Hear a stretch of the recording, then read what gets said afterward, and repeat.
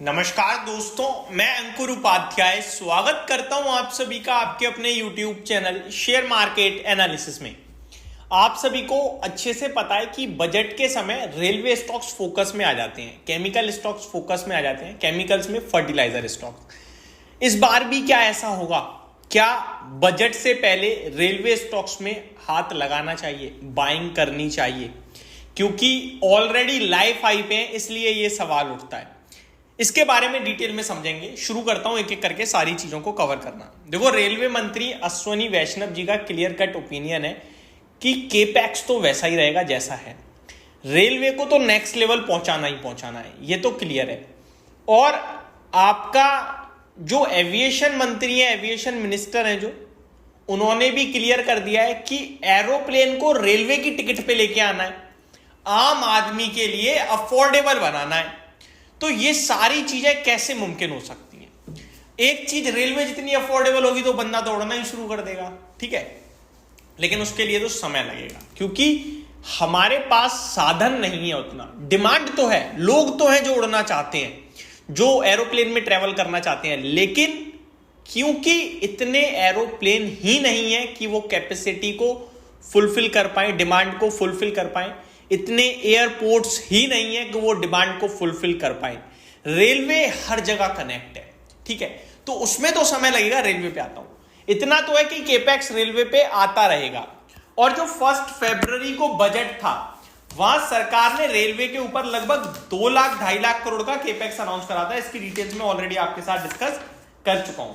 अगर आपको याद नहीं है तो एक बार फिर से मैं आपको याद दिला दूं। रेलवे पे सरकार ने 2,55,000 करोड़ का आवंटन अनाउंस करा FY25 यानी करंट वित्त वर्ष के लिए। अब क्या फाइनल बजट में, देखो वो तो इंटर्म बजट था, अब नतीजे आ चुके हैं, इलेक्शन हो चुके हैं, अब फाइनल बजट है और अनुमान यह है कि 22 जुलाई को आ जाएगा। ये क्या होगा? तो देखो, रेलवे पे फोकस तो होगा ही होगा, लेकिन इस बार का जो मेन थीम होगी ना, वो किसान और गांव से रिलेटेड आएगी। मैं आपसे कह सकता हूं, आज भी प्रधानमंत्री मोदी जी की तरफ से कुछ किसानों को लेकर अनाउंसमेंट हुई है। मैंने एग्जैक्टली कवर नहीं करी है वो चीज़ें, बट डेफिनेटली आई है। आप लोगों ने शायद पढ़ी होगी, सुनी होगी। मैं अगर यहाँ हेडलाइन मिल जाए तो मैं आपको बताऊंगा अभी। PM मोदी एंड फूमियो, ये तो G7 मीटिंग की बात है, तो शायद आपको भी पता हो, अदरवाइज मैं आपके साथ डेफिनेटली आज डिस्कस करूंगा। आज उन्होंने किसान को लेकर कुछ कहा है, ठीक है। अब यहां से हमें फोकस रेलवे पे तो करना ही करना चाहिए, लेकिन इस बार का जो मेन फोकस होना चाहिए ना, वो ग्रामीण, फर्टिलाइजर, किसानों से जुड़ी हुई चीजों पे। ट्रैक्टर हो सकता है, पंप हो सकता है, वाटर इरिगेशन हो सकता है, फर्टिलाइजर स्टॉक्स हो सकते हैं, खाद वाद को वो जो डालते हैं फसल में, तो ये सारी चीजें आपके लिए इंपॉर्टेंट हो जाएंगी इस बार। अब रेलवे पे आ जाते हैं कि क्या करें। अगर रेलवे स्टॉक है तो क्या करें? अगर है तो बैठे रहो, क्योंकि कुछ खराबी तो दिख नहीं रही है। वैल्यूएशंस को लेकर चिंता जरूर हो गई है, वैल्यूएशंस को छोड़कर कुछ खराबी नहीं है। वैल्यूएशन खराब हो गए दोस्तों, मैं क्लियर कट शब्दों में कह रहा हूं। अब चाहूं तो मुझे ट्रोल कर दो कि अंकुर भाई ये नहीं रुकने वाले, तो भागेंगे।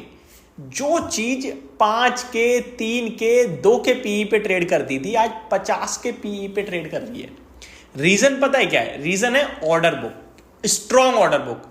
फिर भी 50 के मल्टीपल्स, क्या ये जायज चीज है? आप बताओ। सरकारी कंपनियों को प्राइवेट कंपनी से ज्यादा की ऑर्डर बुक मिल रही है इस समय। सरकारी कंपनी को ज्यादा वैल्यूएशन इसलिए नहीं दिए जाते हैं क्योंकि गवर्नमेंट कभी भी कुछ भी अनाउंसमेंट कर देती है, तो ये वैल्यूएशन जस्टिफाइड ही नहीं है दोस्तों। आज RVNL 52 के पीई पे ट्रेड कर रहा है, कितने? 52 के पीई पे। तो ये क्या जस्टिफाइड है? मेरे को नहीं लगता ये जस्टिफाइड है बिल्कुल भी। तो वैल्यूएशन टर्म्स पे तो कंसर्न आ गया है। टीटागढ़ रेल सिस्टम 65 के पीई पे चला गया है। नो डाउट कंपनी पे ऑर्डर बुक बहुत स्ट्रांग है, लेकिन जस्टिफाइड वैल्यूएशन ये बिल्कुल भी नहीं है। ये वही कंपनियां जो 10 से 3 के पीई पे ट्रेड करती थी। इरकॉन इंटरनेशनल आज भी कंफर्टेबल लेवल पे है। अगर कुछ दिक्कत आई तो ये पहले टूटेंगे, ये बाद में टूटेंगे। इरकॉन इंटरनेशनल आज भी 27 के पीई पे ट्रेड करता है, तो यहाँ ठीक है। IRFC आपका चाहिए था, हमारा चाहिए था स्टॉक, ये बहुत ही अच्छी कंपनी है, 36-35 के पीई पे है कंपनी। RVNL, इरकॉन, टीटागढ़ सब अच्छी हैं, लेकिन वैल्यूएशन जिसमें ज्यादा है उसमें मैं थोड़ा सा कंफर्ट फील नहीं कर रहा हूं। और इस समय ऐसा मार्केट है कि कंफर्ट नहीं आ रहा है, लेकिन तेजी बन रही है। तो गलत तो हम पढ़ रहे हैं, लेकिन अपनी सोच समझ और रिसर्च के द्वारा जो चीजें सामने आ रही हैं वो यही कह रही है ना, मत ले, अवॉइड कर दे। लेकिन हो क्या रहा है स्क्रीन पे, ऊपर ही जा रहा है, तो फिर वो मतलब इस समय ना इमोशन और हकीकत मैच नहीं कर रहे। इमोशन कह रहा है कि ले ले, ऊपर ही तो जा रहा है, और ये कह रही है हकीकत कि रुक जा भैया, खतरा है। अब वो खतरा कहां, अब 100 रुपए पे आपने खतरा सोच के नहीं लिया, वो 110 हो गया। आप कहोगे ले लेता तो सही रहता, आप अभी भी रुके, वो 120 हो गया। फिर आप कहोगे ले ही ले यार, सब छोड़, दोबारा नहीं मिलेगा वरना। फिर आप 120 से 125 हो जाएगा, 30 भी होगा। अचानक से जब खतरा सामने आएगा तो फिर वो कितना टूटेगा किसी को नहीं पता। तो सोचकर समझकर इन्वेस्ट करें, बहुत ज्यादा सावधानी से करें। आपका पैसा बहुत ही कीमती है, मैं इतना ही कहूंगा। सारी चीज, केवल फोमो में मत जाना, इमोशंस में मत जाना, ये बाजार यही सिखा रहा है इस समय। तो अब ये तेजी कितनी और लंबी खिंचेगी देखने वाली बात है, बट अभी तक नेगेटिव तो कुछ भी नहीं आया, ये अच्छी बात है वैल्यूएशंस को छोड़कर। होप आपको सारी चीजें समझ में आई होंगी। Thank you so much for watching this video. Have a great day guys.